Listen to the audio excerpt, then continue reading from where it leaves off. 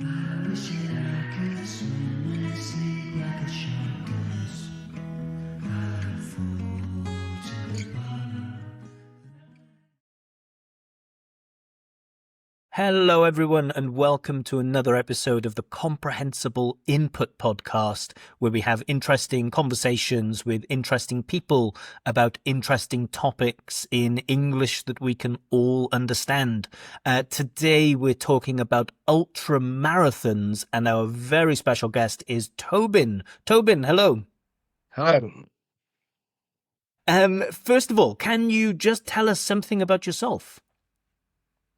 Well, I'm an Englishman. I was born and brought up in North London, and then at the age of 22, I moved to St. Petersburg, Russia, and lived there for 30 years and did all sorts of different jobs. And then I left there and lived in Antalya in Turkey for 2 years. And now I'm back in England. I'm in the town of Felixstowe in Suffolk. And I've done all sorts of jobs over my life, mostly worked in journalism and in film. And I speak Russian, and so I've been a translator and an interpreter and all sorts of different things. So I know about you, of course, through the St. Petersburg expat community, and you're kind of a bit of a legend there, where you're one of those people that like every single person knows. From what I remember, like you run ultra marathons, you've been an actor and worked for, I think, Len Film Studios or something. I don't know if it's true, but you run a cafe where you are at the moment. I've also seen some videos where you're a musician. I know you're one of the like best Russian users that I've known. Is there anything you haven't tried, and is there anything else to add to that like long list of things that you're into? Well, done all sorts of different things, and um, basically I've always wanted to be a writer, and on the back of books there would be, or in the inside cover of books, there would be a text about the author. And a lot of authors would, I used to do this, and I worked as a docker and so on. And I also, so I thought I'll try and develop one of these CVs that is just mental in the amount of different things it has, but also because I'm very interested in sort of observing and listening to different people and being in different environments and stuff. So uh, when I moved to Russia, but even before that, since I was a kid, I would never turn down an offer of work, any offer of work, any decent offer of work, and most of the indecent ones. So usually when I have a job, I'm still doing other stuff in parallel. So I don't have a cafe anymore. We had it for about a year, and it was great, but it's quite stressful. And we got, my wife and I, we opened it together. We got jobs having worked in the cafe with the people we met. Um, at the moment, though, I am unemployed. I'm very glad to be unemployed. Yeah, so of course there's probably like no fewer than 10 topics that I could have invited you to speak about. I remember we have a mutual friend who asked if I knew you, and he mentioned you as the guy that's into ultra marathoning. For people who might not have heard about ultra marathoning, what is an ultra marathon? I forget the official description of it. I think an ultra marathon is anything over marathon distance, which marathon is 26 miles or 42 kilometers. I've read some people say that it's not really an ultra until you get to 50 kilometers. But, I'm into ultra marathons and I do them, but I'm also, I like trail runs where you're running through, like, not on a road, you're running through a natural environment. Um, so uh, so yeah, it's long distances. Yeah, So basically. I do. I do some distance running, but obviously you'll probably laugh at some of the distances, right? I started off as like a 5K runner and I moved up to 10K and I'm kind of in the process of trying to build up to do a half marathon. And for me, even running a half marathon seems unbelievable. Like what's the longest distance you've run and how do you get to that stage where you're able to do that? I think the longest one I've done was 120 kilometers. Uh, but the actual race, I think, was only something like 108 kilometers. But when you do some of the really long ones in sort of quite remote places, or if sometimes you can get lost and add on uh, some extra kilometers because you go off track. But about 120, and the way uh, I mean, I do at the moment. I do about three half marathons a week, and the way I do it and the way I get the most out of it is I just make it just the most comfortable place for me to be. Sort of, so I use music, I use different thought processes, and so it's not a case of I have to force myself to do it now. And now I've after this podcast, I've got a long run planned, and I'm looking forwad to it. And then I get into it's quite a mental process as well. So I get into quite they call it runner's high. And I believe some people may use performance enhancing drugs in order to reach that state, whatever. But I do get into, I get into quite an ecstatic, very relaxed, but sort of a very sort of interesting state of mind. And then when it's really like that, I just think I could go on all day because it's so enjoyable. When you do something like a 120-kilometer run or any run, really, I'm sure maybe if you're doing fives, tens, whatever, you're all right for the first 70, 80%. And then the last 30% can be a real slog.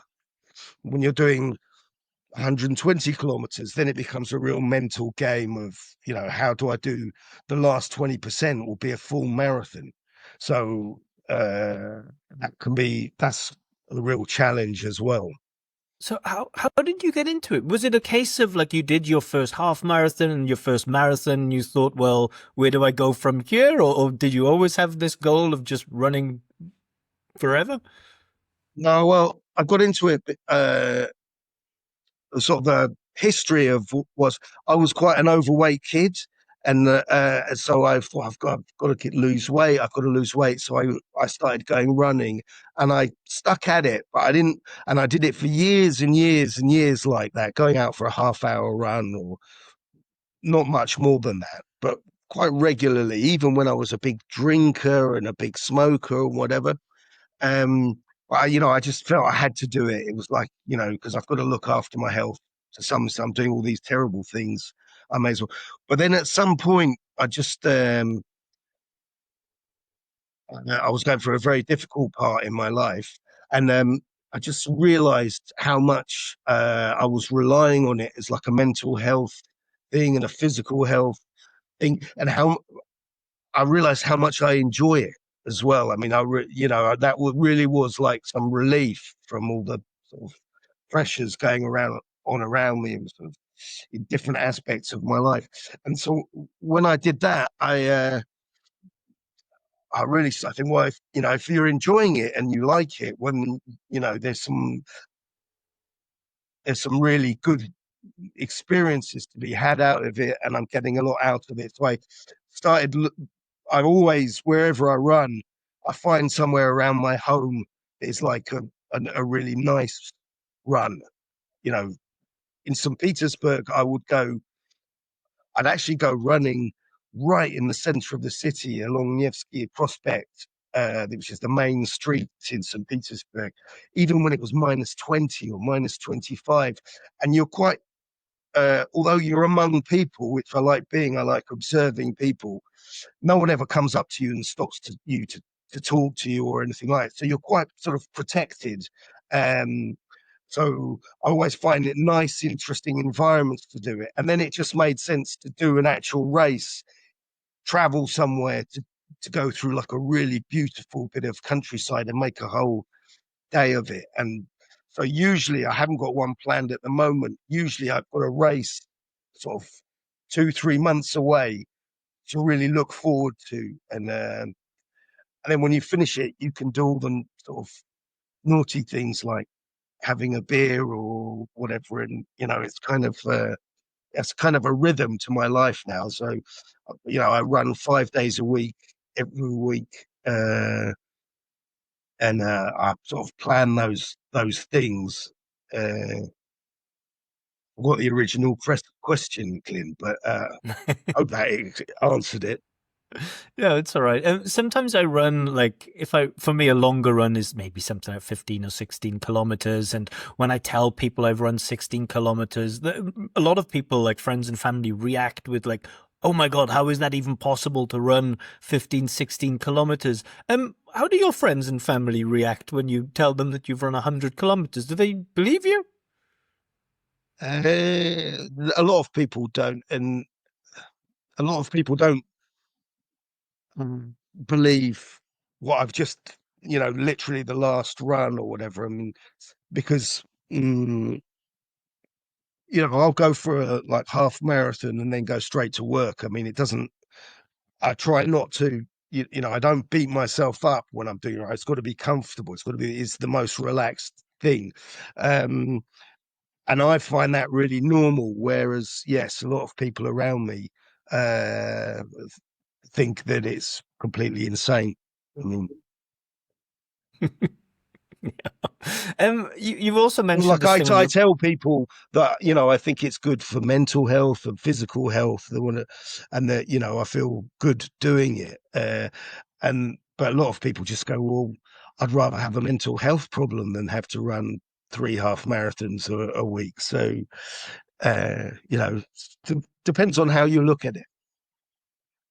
I definitely find it therapeutic to run. I love, when I have a huge, long, straight road ahead of me. I love this feeling of just, being on that road, being completely isolated. I find it really therapeutic. There are a lot of people I know who are part of like a running club or a community of runners and things like this. For me, I could never do that. Running has to be like a thing that I do in isolation for myself. Have you ever been part of this community? I've sort of I like talking about, there are a few friends who are runners that, we talk about it and stuff, but I know I don't like, I like going out for a run on my own. I don't go out. There's some people that like to go out for a run and have a chat and so on. No, I don't like that because I'm really getting into my own head at some point. And some people look at it as being actually quite selfish. It's devoting a lot of time to yourself. But I think it just helps me. It makes it possible for me to do all the other stuff that I do. So I don't see it that way at all. But yeah, no, I don't like to run in groups or I'm not. If you want to do it, when you're training, you should be. You either go quite slowly uh, or you go quite fast in the middle area where it is there's different training ways of doing it, but the middle area um doesn't really do you that much good. And so on those slow ones, some people, you should be going slow enough to be able to have a conversation and it not sort of disrupt your breathing, be able to manage it. And people do that, but I find it sort of getting away from what I really get out of it. You mentioned this, like keep it staying at a pace where I've heard this a lot, where you could have a conversation normally. Now, a lot of people use things like Garmin watches, like I have a Whoop bracelet or some other pulse monitor. Do you use a lot of this technology and is it helpful? I don't know, and I'm not even terribly good at all the navigation equipment that the on the watches and the telephone, whatever. I think the way I look at it. Sorry, I keep jogging the table. Uh, the way I look at it is part of the whole thing is to keep it absolutely as simple as possible. That's why I only think there are sort of there's only two sports really in my mind. I don't follow football or anything like that. I think it's running and fighting. And and running, you can just step out the door and do it immediately. If I have to go to a gym and go through all sorts of processes and technology and all these different things, it removes, that the simplicity of it is one of the big attractions for me. There's some people that they're always going on about their new watch, and they're especially in the cycling community. It can all become all about the equipment and the gear. And one of the beauty of running or walking for me is it's just a pair of shoes and some shorts or whatever. Then I've got like a jacket with water bottles and stuff. But basically, I just use that to keep my keys in and my stuff in. It's just a practicality thing.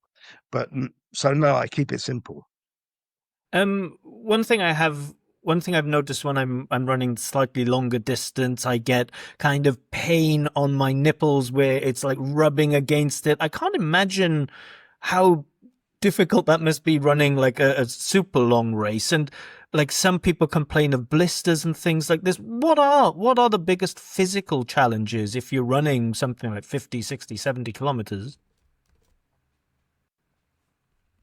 Well, when I started doing like the really long races, I would come back from like the long races absolutely shredded in blisters. I get runner's nipple, it's called, with your legs can rub together. You get sores and stuff like that, and that's quite.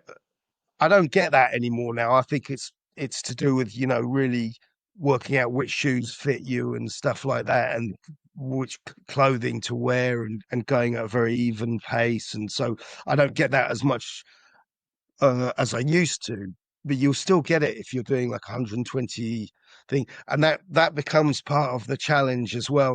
There's a sort of a problem solving element to it as you go along, but when you're doing it really right, properly, uh, you're not sprinting, so any sort of aches and pains that crop up, it's actually like you're massaging them by running on, and you're slightly speeding up the blood flow so the oxygen gets in and it sorts out the problem. So if I've got some sort of blister or some sort of thing, the main thing is not to panic about it and just sort of let it be there and get through it.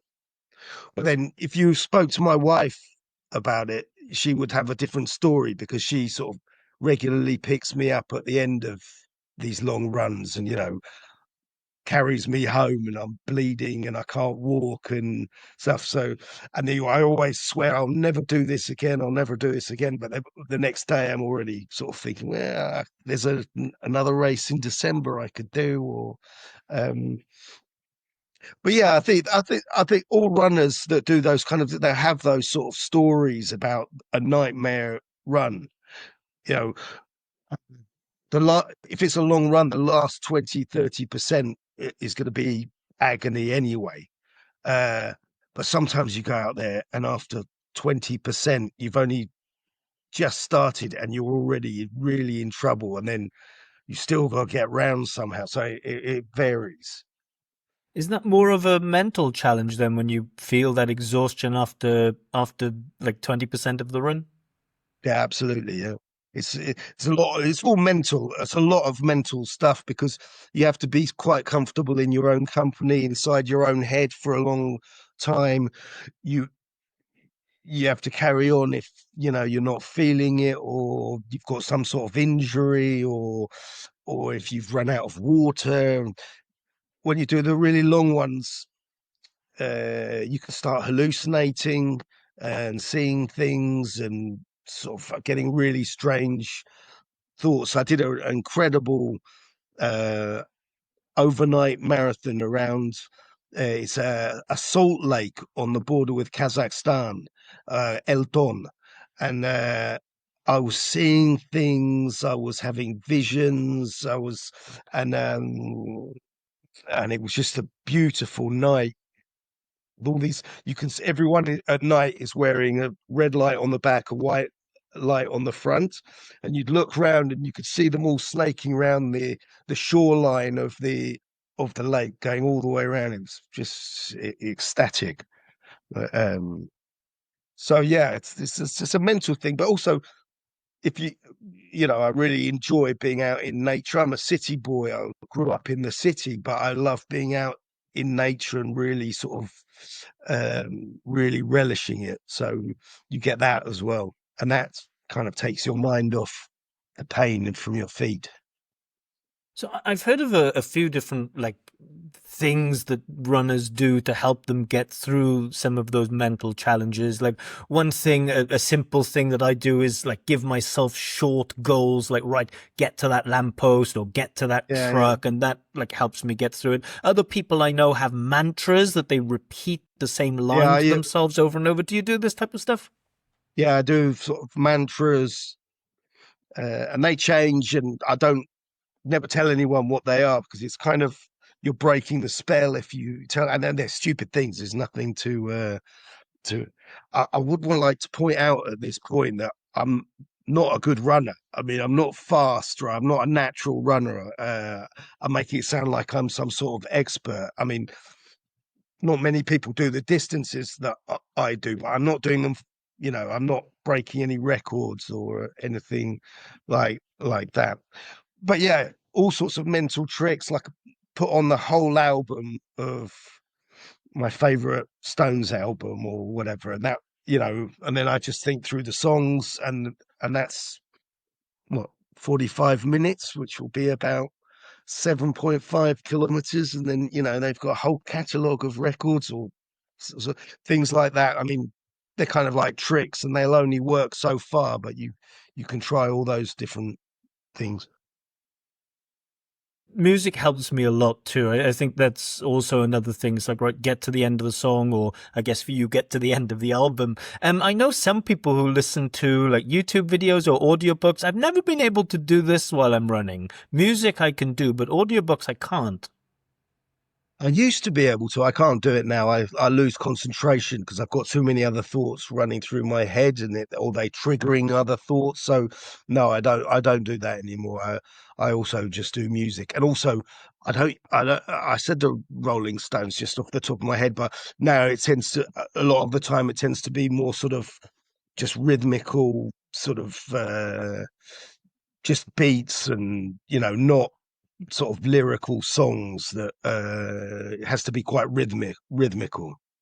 So yeah, it's whatever works for you, I guess. But no, that listening to an audio book or whatever, that's taking me off on a whole different journey, which is not the object of what I'm doing. It's not that it could be. It's that it runs counter to what I'm trying to do. I've never used it myself, but as far as I know, on YouTube they have like playlists that will like the beats per minute will of the song will match the desired heart rate. Have you ever tried anything like this? Yeah, and there's all sorts of different theories about that kind of thing, and a lot of people use ASMR, which is just like sort of random noises and clicks and things. Or uh, I can also put on like YouTube thing that have like 10 hours of thunderstorm sounds or things like that. Um, so that does kind of work. I think it's important though. I've said it before, but I think it bears repeating that people shouldn't sort of worry about that sort of thing. I think the main thing is not to worry too much. Will I be listening to the right soundtrack to get me to that's just putting pressure on yourself. You want to remove all sort of pressure. You're just doing this is just what you're doing. That's the sort of mental game that I play, is that I don't have to think about anything or anybody else for this distance. I can just think about getting that job done, and then go back to thinking about everyone else's. As I say, I don't want it to be too selfish, if that makes any sense. Yeah, you said that you don't consider yourself to be like much of a runner. But if someone wanted to get into running, whether that's like 5K, 10K, half marathons, marathons, or ultra marathons, um, when you look back at how you started running, do you see anything that you did wrong before that you would maybe advise someone not to do? Uh, yeah, just don't go out and do like, right, today I'm going to do 4 times more than I've ever done. People say build up slowly, and I don't mean that so much as in, I don't think that's important so much in the sense that, your muscles won't recover in time or whatever, but you want to make it so it's somewhere really pleasant to be. So if you go out and do a really hard run, mentally you're going, what do I want to do that again tomorrow or the day after?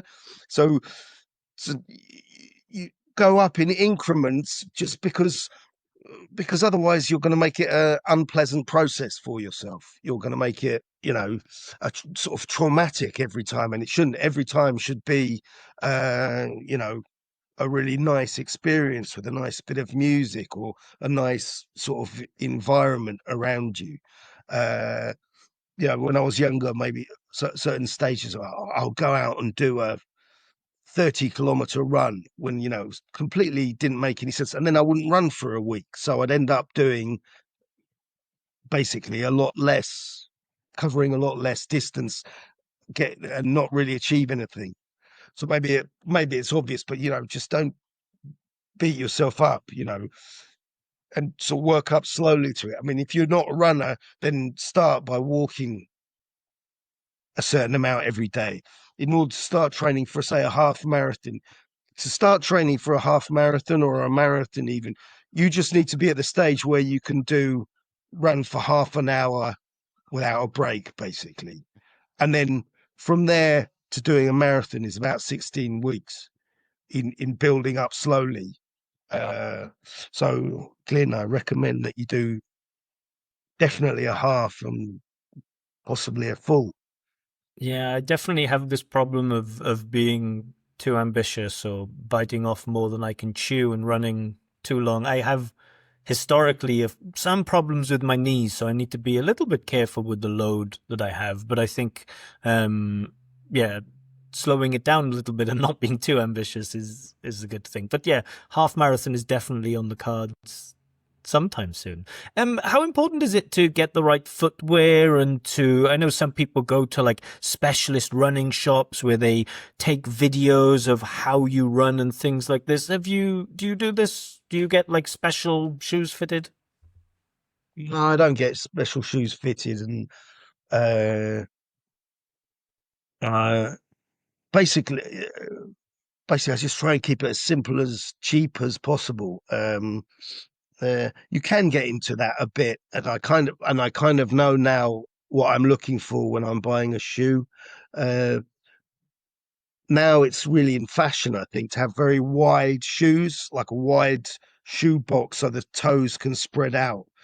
And basically, that's kind of my philosophy that as much foot should be going on the road as possible. You're distributing it across the biggest area, but you can do that with if you go into a shoe shop and you try on all the shoes, you'll find one that's, the when you tie the lace, you don't do it tight, you do it very loose, just to stop the thing flying off. Basically, it shouldn't be like pulled tight, because uh, this is a theme of this conversation, but everything should be relaxed. So if your foot can spread out max, inside the shoe, then that's about it.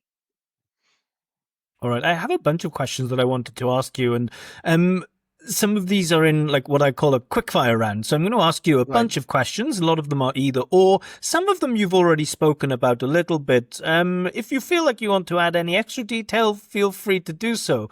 First one: running in the city or running in the countryside? You did mention you're a city boy, but you like running in the countryside. Is it always better to run in the countryside? Uh, it's not essential. When I lived in St. Petersburg, that's the only real city I've lived in where I've done a lot of running. It's just two different things, so I would mix it up. Uh, this, there's some beautiful places and parks to run around in St. Petersburg. So, and it's quite fun to run through a city environment because you get to see lots of different people and buildings and everything, a lot to sort of observe and take in. And as I say, you're in a bubble. But okay, if I have to pick one, I will go with countryside because I just think it's just really good for you, Early on a bird? very basic level. Hmm? Sorry, early bird or night owl? Do you prefer to run early in the morning or later at night? Uh, that also it really does depend. I can do either. And when I've really pushed for time, I'll really do some weird things to make a space in my day where I can get the running. I just had like a really high pressure job. Which was really stressful. And on the first day, I was absolutely freaked out. So I finished work at 10 o'clock at night and immediately went off on a 21-kilometer run just to clear my head out and get the thing. So I can do either. I really like getting up very early and going for a run because there's no one around, and then that's a different vibe. So there's different things. It really depends. The best running shoe brand. Best running shoe brand. I really don't have one. I am a bit of a sucker for if they look cool. Uh, I don't no, I don't really at the moment. No, I can't. I haven't got a sponsorship deal. If someone were to offer me money, I would be your shoe could be advertised here. Uh, Running becoming a huge craze. Good thing or bad thing? I don't know if it's becoming a huge craze. I mean, I think it's good. I'd recommend it. I enjoy it, get a lot out of it. So yeah, if that gets more people getting something out of it, I guess. But yeah, I'm old. I've already seen so many of these crazes. I remember when jogging became a thing, like in the late '70s, early '80s. It was like, oh, jogging. Um, these things come and go. I think. Posting running stats on social media. Good thing or bad thing? I'm a bit of a show off. I do put I stick it up um on social media, and there's an app called Pomoot, which is like it's basically gives you routes in your area. And if you do a run on it, then there's a really good feature where it does like a 3D aerial view of you running around this route, and you can see the rivers and the islands and everything. And of course, I stick that up on social media. I don't know if it's a good thing, but I admit to it. Yeah, I often post my stuff up too, and I mean, part of it is definitely like I have the ego and I want to show off and I want to say like, hey, look at me, I can run. Again, not very fast and not very long, but still. But I also think I love watching other people's stats too, just to compare myself Yeah, to them or to give myself a goal. Like we have a mutual friend, Aiden, and when I saw that he'd run like 5K in 26 minutes, I thought, right, I have to beat that now, and it's nice when you see all of those yeah. different stats. No, yeah, it's and also yeah, if you put them up, then most people think, oh, he's showing off, or they're just not interested. Whereas other runners will see it and will have discussions about it. I also think that putting it up, it kind of it's quite egotistical, but it does motivate me to do certain things. Like I want to go to a fun place and do a really long run. I don't do it so much now, but whenever I would go just on holiday or visiting anywhere, I would try and do a full marathon while I was there because, hey, that's the kind of thing I do. I wanted to show off, I guess, but it got me. Then I would see the whole city, in one go. So it's all right uh, to show off a bit, I think. you mentioned you run in like minus 25. And what's the worst weather to run in? Do you know, it's amazing. I didn't have any problems running in minus 25 or 30. I mean, I would also show off by putting photos up at the end with me just caked in ice and whatever. But since I've been back in England, the English weather is even worse for it sometimes. It's quite damp uh, and the houses in England aren't very well heated some of the time.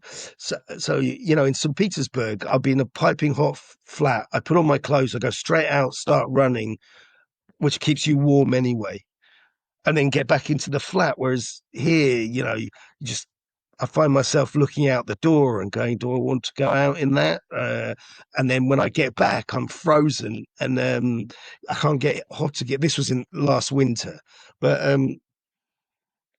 that's also part of the interest is adapting to whatever the weather does. Worst thing to eat or drink before a run? Well, I just think I don't eat before I go running anyway because I don't want all that stuff bouncing around in my stomach when I'm running. Um, a lot of people get really obsessed about nutrition and start thinking that was maybe one of the mistakes. I better have a Mars bar before I go on a long run or whatever.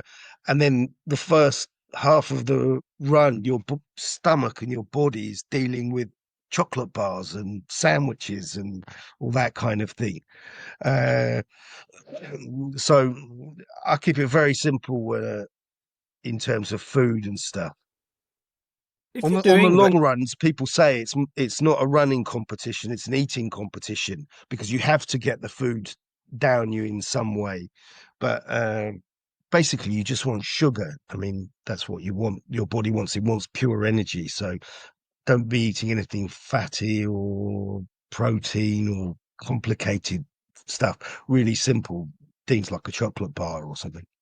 Yeah, I know a friend of mine did an Ironman recently. He mentioned he needed to eat a lot during the race, but he also mentioned he had stomach problems and needed to use the toilets quite a lot during the race. Obviously, if you're running 100 kilometers, you need to eat a lot on the way. Like, what do you eat when you're running such long distances, and where do you store it? You get these little sachets of gels. I used to use those a lot, but now I just get a load of chocolate and stuff like that. And on the organized runs, they have you know food stations as you go Mm. around, and I just try and keep it really light, and I don't try not to worry about it too much. Your body can only take in 100, I think it's 150 to 200 calories an hour. Is it the only amount that it can physically process while you're running? So that's not that much. So I see, sometimes I see people at the food stations, having soup and and 3-course meals and biscuits and so, and that's just too much information for the body. So I keep it simple. I think it's another thing people worry about a lot more than they should.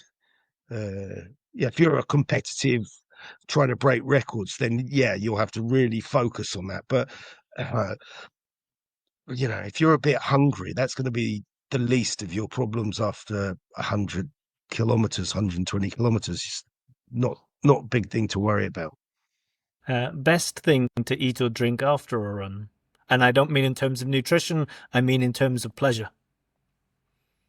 Yeah, yeah, basically when I finish one of those long runs, I need a cold beer waiting for me right at the end, and that's the first thing I'll have, and usually a cigarette. I'm afraid. Uh, so yeah, it's kind of a reward as well. Nice. It's part of the. Your dream route, like what would be the start point and what would be the end point? Mm, I don't know. I'm looking at trying to find. I want to do a 100-mile run, which is 160 kilometers, and there don't seem to be that many of them. And I'm looking at the moment to find one because it's quite a long build up for, so I have to time it right from now to when that run takes place. And there's, I like it when it's fairly flat, not hills and mountains, and I like if there are lakes and stuff. So it'd probably be, somewhere in Finland, maybe in the summer, or so you get the white nights as well, or in Karelia, sort of round lakes and that kind of thing. Yeah, Finnish Karelia is really beautiful. It looks like a nice place to run. Um, and probably the most difficult question, one word to describe running an ultra.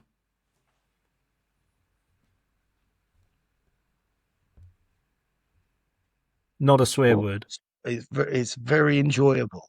Really, I guess it's a pretty obvious answer, but yeah, it's kind of joyful experience. Right. It's amazing to listen to you casually talking about running distances like 100 kilometers. For me, when it gets over, like for me, even when it gets over 15 kilometers, it's like beyond comprehension. A marathon is something that I hope I'll be able to do one day, but 100 kilometers, and to hear you say you don't consider yourself to be like a good runner, I think everyone would certainly disagree. If you can run 100 kilometers, you must be like a pro athlete or something.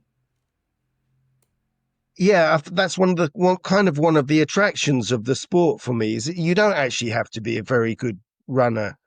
I'm not a natural runner. I was always the slowest person at school. I mean, literally the slowest person in the school running. Uh, um, you don't.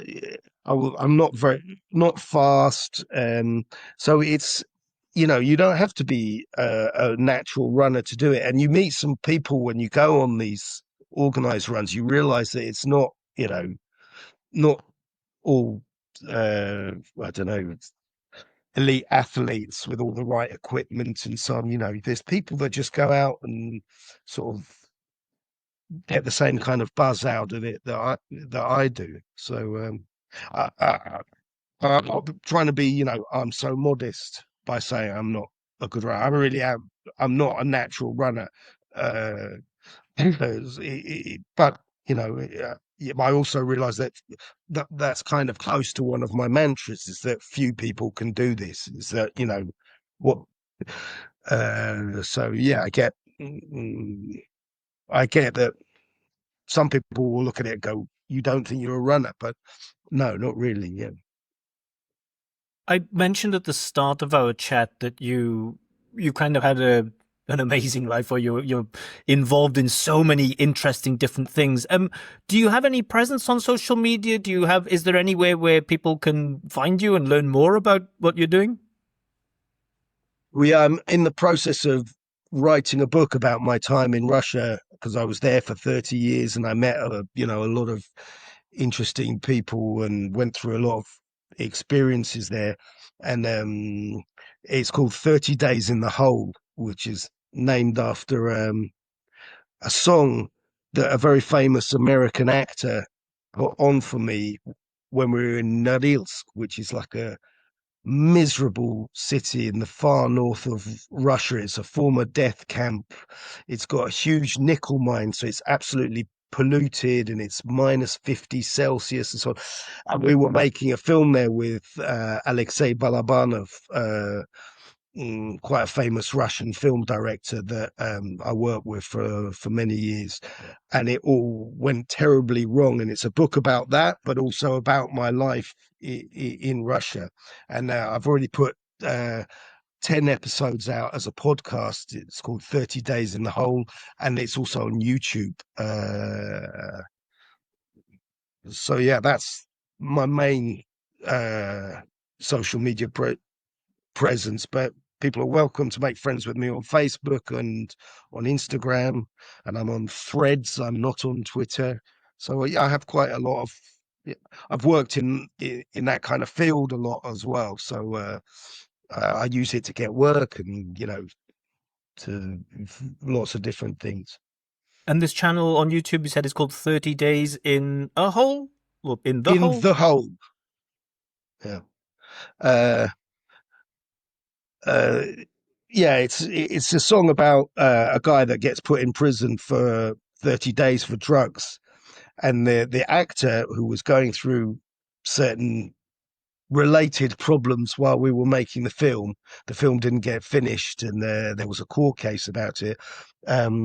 He put that song on for me in Norilsk. He said, "This is my time in Russia. It's 30 days in the hole, 30 days in jail, basically." So I was quite out. All right, so if anyone's listening, check out the YouTube channel 30 Days in the Hole. I will put links in the description to all of the places where you Thank can you. find Tobin. Tobin, thank you so much for coming on, for agreeing to be a guest, and for being a true inspiration to all of us who are not athletes but would like to run. I'm not sure that that's the case, but thank you very much. I enjoyed it. Cheers. Cheers.